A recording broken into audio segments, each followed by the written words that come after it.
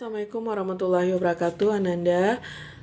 Kemarin kita sudah belajar tentang gaya listrik. Nah, sekarang kita lanjut dengan medan listrik.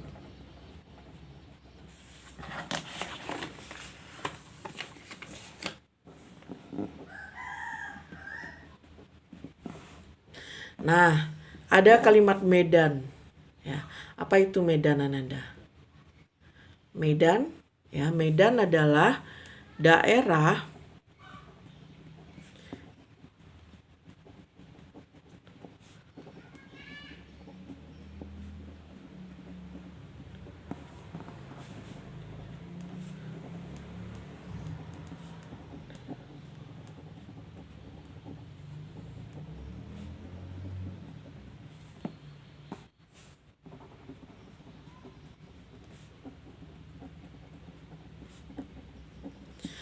medan listrik adalah daerah di sekitar muatan listrik yang masih dipengaruhi oleh muatan listrik tersebut.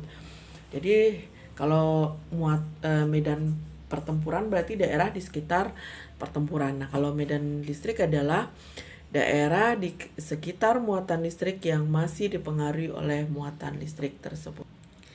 Ananda, medan listrik merupakan besaran vektor.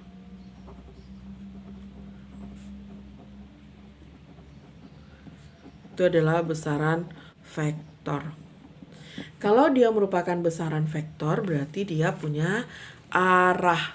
Berarti medan listrik ini mempunyai arah. Nah, bagaimana arah dari medan listrik? Arah dari medan listrik bisa kita uraikan dengan garis gaya listrik. Jadi arah dari medan listrik itu bisa kita uraikan dengan garis gaya listrik. Nah, untuk muatan positif, ulang lagi, untuk muatan positif, arah garis gaya listriknya akan menjauhi muatan tersebut. Maka daerah di sini, daerah di sini, daerah di sini, daerah di sini, ini kita sebut dengan medan listrik. Nah, untuk muatan yang bernilai negatif, maka untuk muatan negatif bukan bernilai negatif, untuk muatan negatif itu akan mendekati muatan tersebut untuk arah medan listriknya atau arah garis gaya listriknya. Nandai ulang lagi, apa itu medan listrik? Daerah di sekitar muatan listrik yang masih dipengaruhi oleh muatan listrik tersebut. Nah, medan listrik itu merupakan besaran vektor. Nah, yaitu dia tentu mempunyai arah. Arah daripada medan listrik itu bisa kita gambarkan dengan garis gaya listrik. Jika muatan tadi bernilai positif, maka arah medan listriknya akan menjauhi muatan tersebut. Sedangkan jika dia bernilai jika muatannya muatan negatif,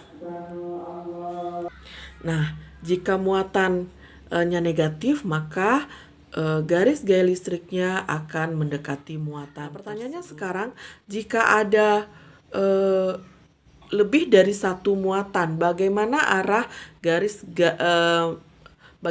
arah daripada medan listriknya? Misalnya seperti ini. Ini ada muatan positif, ini ada muatan positif. Nah, bagaimana garis gaya listrik di sini? Ya jelas, untuk ini ini pasti dia tidak akan mendekati karena dia tolak menolak. Ini akan seperti ini, seperti ini.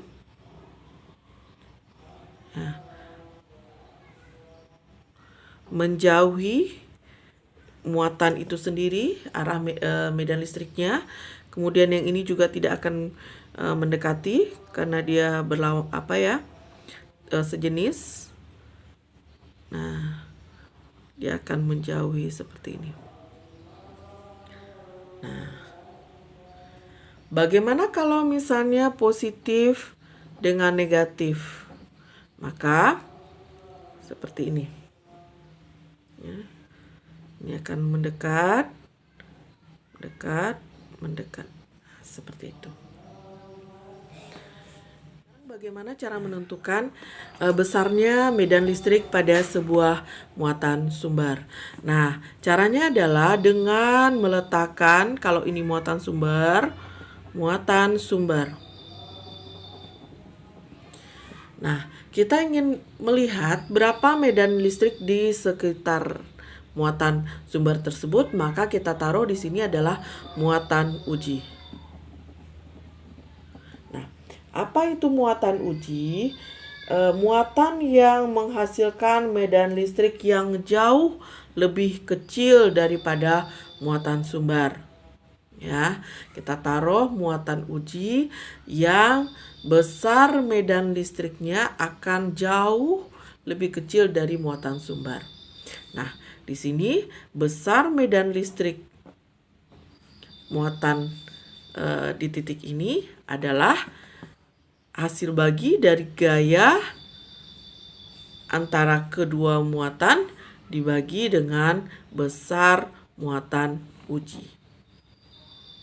Nah, ini adalah muatan ujinya, atau kita sebut dengan key action.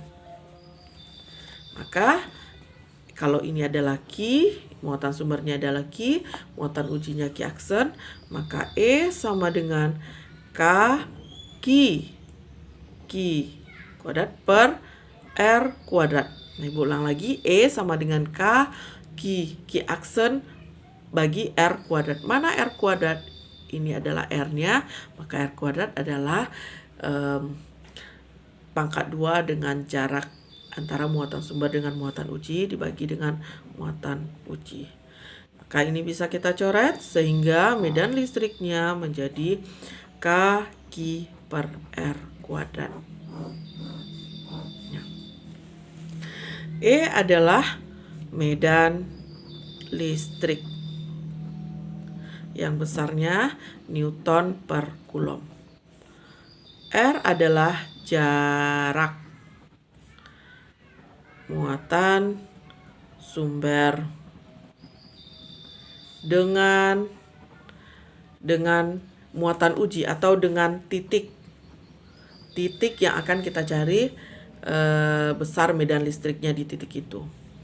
Sedang Q adalah muatan sumber. Ini kalau muatan sumbernya hanya satu. Ya, ini kalau muatan sumbernya cuma satu. Kita coba contoh soal.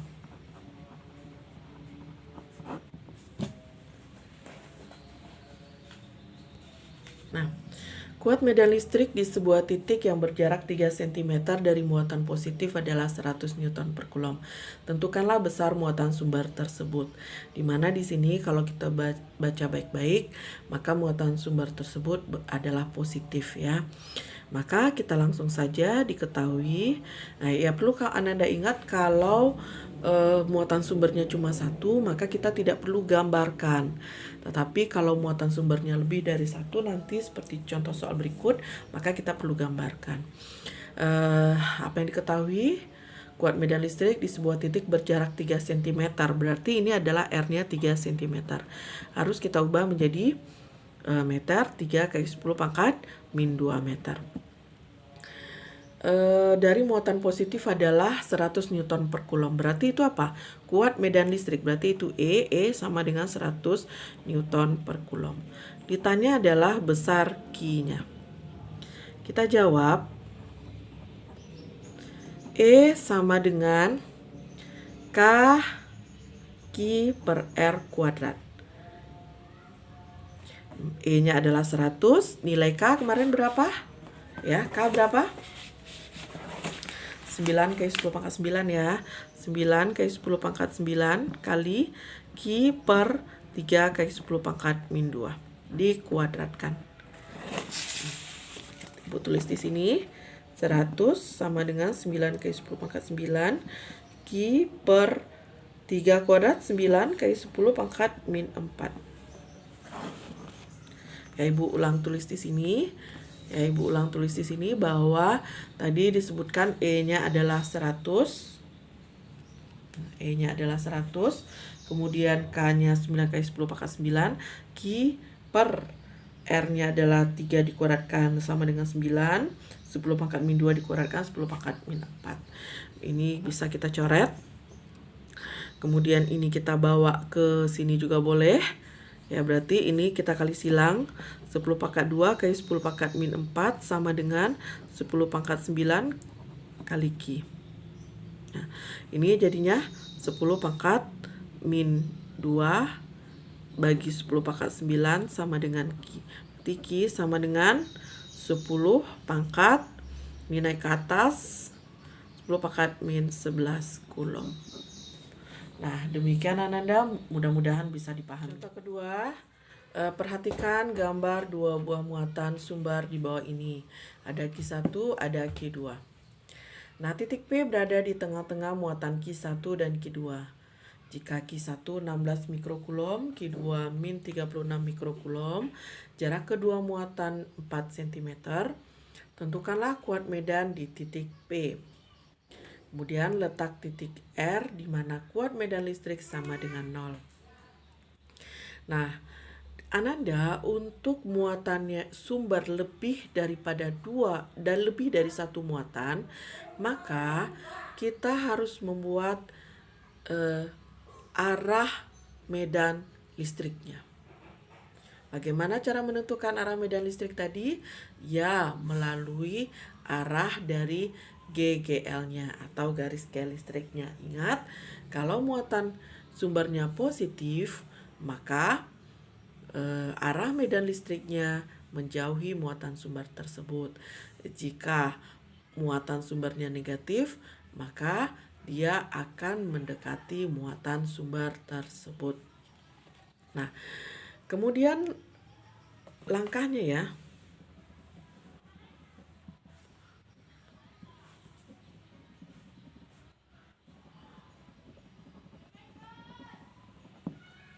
Nah, buat arah medan, di mana kita buat arah medannya? Di titik yang akan ditentukan medan listriknya.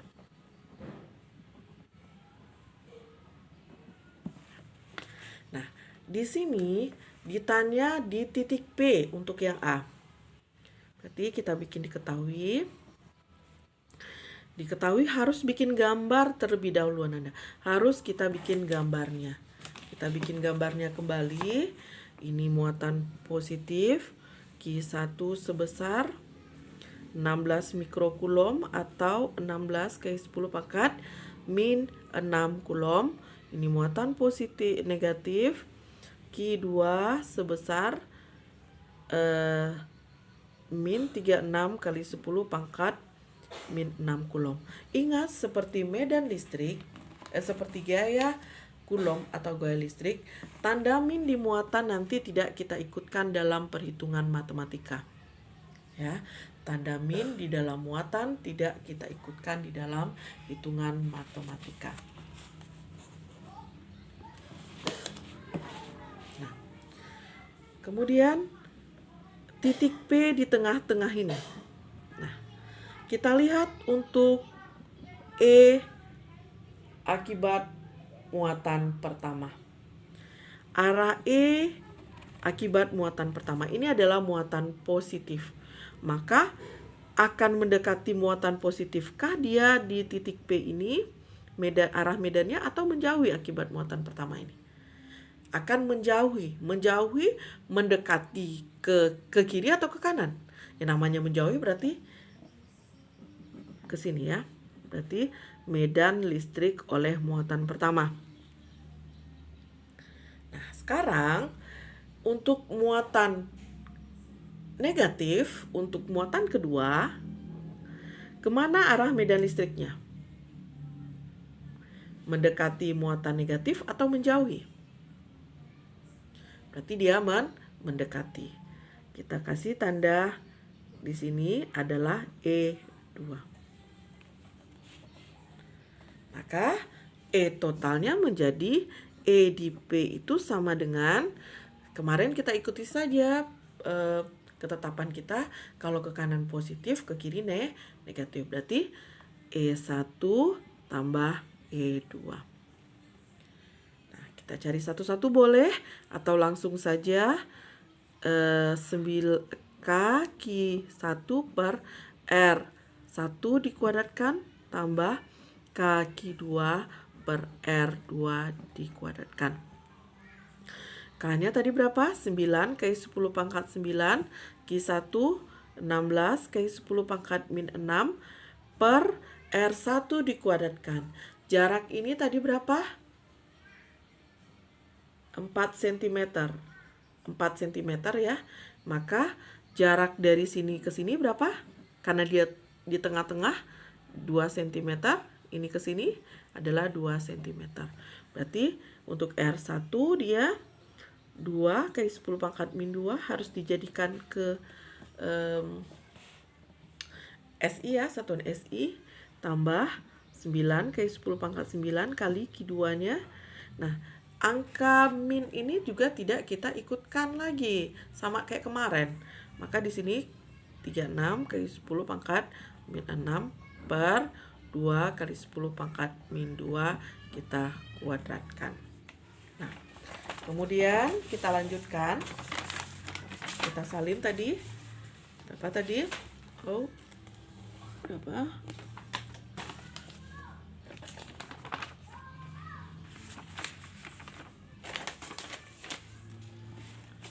Sama dengan 9 kali 10 pangkat 9, 16 kali 10 pangkat min 6 per 2 kali 10 pangkat min 2 dikuadratkan tambah 9 kali 10 pangkat 9 kali 36 kali 10 pangkat min 6 per 2 kali 10 pangkat min 2 dikuadratkan. Nah, kita selesaikan. Boleh sekarang sama-sama kita, karena di bagian sini ada 9 kali 10 pangkat 9, kita sama-sama keluarkan boleh, tapi dengan hitungan matematika sederhana nanti kamu cari satu-satu juga boleh. Ibu keluarkan sekarang 9 kali 10 pangkat 9 per ini ada di sini, ini ada di sini. Ibu keluarkan juga 2 kali 10 pangkat min 2 kita kuadratkan. Berarti di sebelah sini tinggal 16 kali 10 pangkat min 6 tambah 36 kali 10 pangkat min 6. Nah, ini menjadi 9 kali 10 pangkat 9 per 4 kali 10 pangkat min 4. 16 tambah 36 12, 3, 4, 5, 52 ya, 52 kali 10 pangkat min 6. Nah, kemudian kita cari hasil akhirnya. Ternyata hasil akhirnya setelah ibu cari tadi itu 1,17 kali 10 pangkat 9. Nah, nilainya positif, berarti arah medan listriknya kemana? Ke kanan atau ke kiri? Ke kanan. Sekarang pertanyaan keduanya adalah letak titik R di mana kuat medan listriknya sama dengan 0. Kalau di sini ada muatan positif, tadi muatan negatif. Nah, Ananda, kalau kita misalkan di sini, ini Q1-nya tadi berapa? 16 mikrokulom, Q2-nya adalah min 36 mikrokulom. Nah, pertanyaan Ibu sekarang, apakah mungkin di sini medan listriknya akan bernilai 0? Mungkinkah? Tidak mungkin. Kenapa? Karena di sini akan terjadi gaya tarik-menarik antara muatan positif dan negatif. Di sini medan listriknya paling besar, ya, di posisi ini. Nah, langkah kita untuk menentukan titik yang memiliki medan listrik paling kecil itu, medan listriknya sama dengan 0 itu, posisinya pasti akan dekat dengan muatan yang paling kecil. Muatan yang paling kecil, bukan angka tanda min ini nggak diikutkan ya. Tanda min ini nggak diikutkan. Angka yang paling kecil. Kalau kita lihat ini 16, di sini min 36, kecil min 36. Tapi min ini tidak kita ikutkan. Tapi angka di depannya aja, angka di belakangnya aja. Berarti 16 yang paling kecil ya. Nah, maka medan listrik itu akan mendekati muatan di sini. Berarti posisi R itu berada di sini. Ibu ulang lagi, di manakah akan menghasilkan medan listrik bernilai 0? Di titik ini tidak mungkin. Kenapa? Karena ini adalah muatan positif dengan muatan negatif. Pasti di sini dia akan, medannya akan besar. Berbeda kalau di sini adalah muatan positif dengan muatan positif.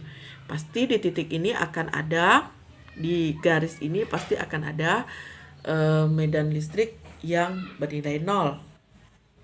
Ya. Nah, medan listriknya akan berada di titik ini. Nah, sekarang kalau misalnya dia muatannya berbeda, maka titik yang mempunyai medan listrik bernilai 0 itu akan dekat dengan bilangan yang paling kecil muatannya. Nah, kalau di sini jaraknya 4 cm tadi, nah, maka di titik ini, ya, kita lihat ini muatan pertama, ini muatan kedua. Maka kalau kita perhatikan E di sini, E akibat muatan pertama ini akan menjauhi, ini E1. E muatan kedua ini akan mendekati muatan kedua. Maka kita akan terjadi E di R sama dengan E2 kurang E1. Kalau di sini adalah 0, karena tidak dipengaruhi ya, kuat medan listriknya sama dengan 0, ER-nya sama dengan 0, maka E2 kurang E1. Ini boleh kita pindah ruas, E1 sama dengan E2. Maka kaki 1 per R1 sama dengan kaki 2 per R2. K sama K boleh kita coret. Nah, sekarang kita lihat R kuadrat ya, R kuadrat. Sekarang kita tinggal melihat R1-nya berapa. R1, kalau di sini 4 cm, bolehkah ini Ibu misalkan dari titik ini ke sini dilambangkan dengan X? Boleh ya. Maka oleh muatan pertama ke titik R ini, berapa jaraknya? Adalah X, sebesar X. Maka Q1 tadi adalah 16 mikrokulom per R1 tadi, ya, R1 jarak titik R ke muatan pertama adalah X dikuadratkan. Nah Bu, kenapa ini nggak kita ubah menjadi kulom Bu? Boleh, tapi nanti kan bisa kita coret dengan ruas berikutnya. Kalau kamu mau ubah juga boleh. Nah, Q2-nya kita tidak masukkan tanda min kan, maka di sini 36 mikrokulom. R2-nya berapa? R2 adalah jarak dari muatan kedua ke titik R. Kalau di sini 4 cm, maka ke titik X-nya adalah, ke titik R ini jaraknya berapa? 4 tambah X kan? 4 tambah X. Maka di sini 4 tambah X dikuadratkan. Bu, kenapa nggak diubah jadi cm? Kenapa nggak diubah jadi meter? Boleh Anda ubah jadi meter, tapi hasilnya nanti akan sama. Karena yang di atas sudah bisa kita coret. Maka hasil terakhirnya pasti, kalau ini 4 cm, pasti hasil terakhir X-nya nanti dalam cm juga. Ini 16, ini 36. Ya. Nah, sekarang bagaimana langkah kita? Kita tarik akarnya. Ya. Ini kita tarik akar, kita tarik akar. 16 kita tarik akarnya berapa? 4. X kuadrat kita tarik akarnya berapa? X. Sama dengan 36 kita tarik akarnya 6. Nah, ini kita tarik akarnya menjadi 4 tambah X. Nah, ini kita kali silang lagi. Ini kali ini 16 tambah. Ya. Ini kita kali ya. 16 tambah 4X sama dengan 6X. 16 sama dengan 6X dikurang 4X. 16 sama dengan 6X kurang 4X adalah 2X. Maka X sama dengan 8. Nah, demikian Ananda. 8 apa? 8 cm. Demikian Ananda, mudah-mudahan bisa kita pahami bersama. Jika Ananda ada pertanyaan, silahkan ditanyakan. Assalamualaikum warahmatullahi wabarakatuh.